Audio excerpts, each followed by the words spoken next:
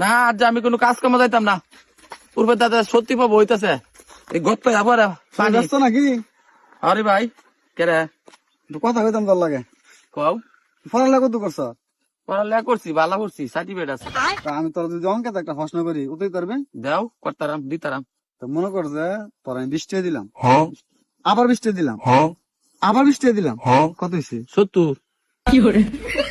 আবার কই তোর মনে কর যে আমি 20 টাকা দিলাম, আবার 20 টাকা দিলাম, আবার 20 টাকা দিলাম, কত হয়েছে?